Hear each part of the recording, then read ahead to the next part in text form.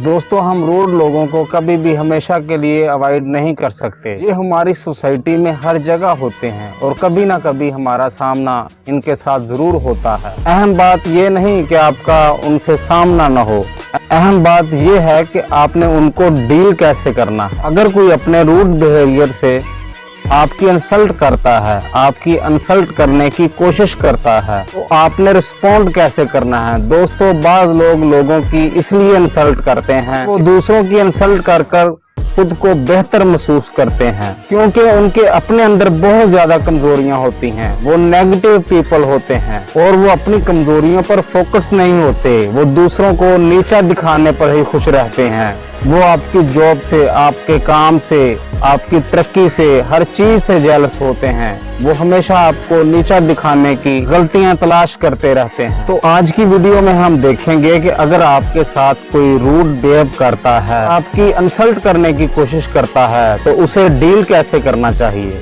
और उसको कैसे रिस्पॉन्ड करना चाहिए। दोस्तों, इस वीडियो को आखिर तक जरूर देखिएगा और मेरे चैनल को सब्सक्राइब जरूर कर लीजिएगा, क्योंकि इसमें आप ही का फायदा है। जब भी हमारी कोई इंसल्ट करे तो हमारा सबसे कॉमन जो रिएक्शन होता है, हमें फौरन गुस्सा आ जाता है, हम बुरा मना जाते हैं। दोस्तों, एंगर किसी भी इंसल्ट को डील करने का बहुत वीक रिस्पॉन्स होता है। गुस्सा आने का मतलब होता है कि हम उस इंसल्ट को फील कर रहे हैं। यही इंसल्ट करने वाले का मकसद होता है। वो आपकी इंसल्ट इसलिए कर रहा होता है कि आपको ब्रेक डाउन होता देख सके, मजा ले सके।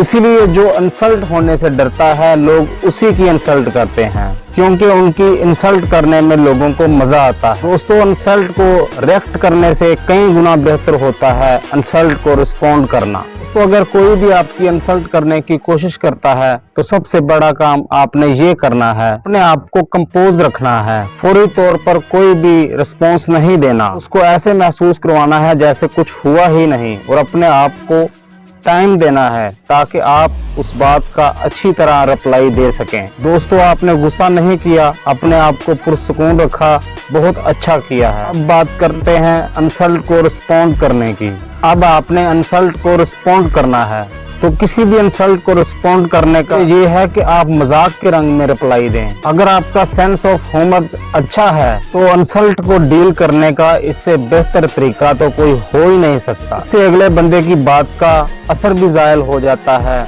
और माहौल की टेंशन भी कम हो जाती है। अगर कोई आपका मजाक उड़ाता है या आपकी इंसल्ट करता है या आप पर कोई तंज करता है, तो बजाय आप उस बात का गुस्सा करने से, उससे नाराजगी का इजहार करने से, अपने आप को पुरसुकून रखिए। बड़े ही लाइट और नाइस अंदाज से अगले बंदे को मीठी मीठी सुना दें, बात को उसी पर पलट दे और बात को सीरियस ना होने दे।